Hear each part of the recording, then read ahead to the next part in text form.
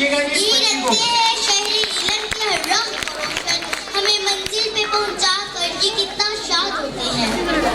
जनाबे सदर, उस्ताद दरअसल ऐसा लफ्ज़ तारुफ है, अगर मैं मुबालगा ना करूं तो इस कायनात की हर शय इसके एहतराम में खड़ी हो जाती है।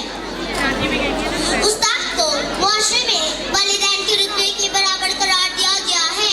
इस्लाम में उस्ताद कर्ज पर रूहानी वालिदैन के बराबर है। इमाम गज़ाली रहमतुल्लाह ने भी अपने उस्ताद के बारे में फरमाया कि मेरे हकीकी बाप ने तो आसमान से ज़मीन पर ला दिया, कि मेरे हकीकी बाप ने तो आसमान से ज़मीन पर ला दिया, कि मेरे रूहानी बाप जिसने फिर ज़मीन से आसमान पर पहुंचा दिया।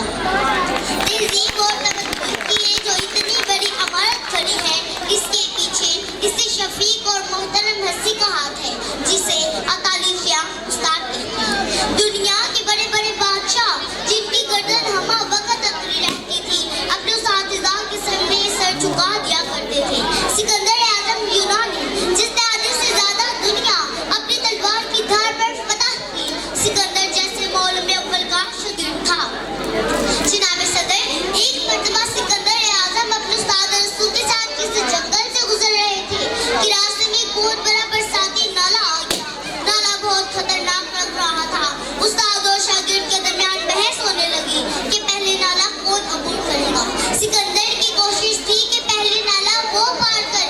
उस्ताद ने उसकी बात मान ली। सिकंदर ने नाला पार किया, तो जब उस्ताद ने नाला पार किया तो सिकंदर से पूछा, सिकंदर, क्या तुमने पहले नाला अबूर करके मेरी बेइज्जती नहीं की?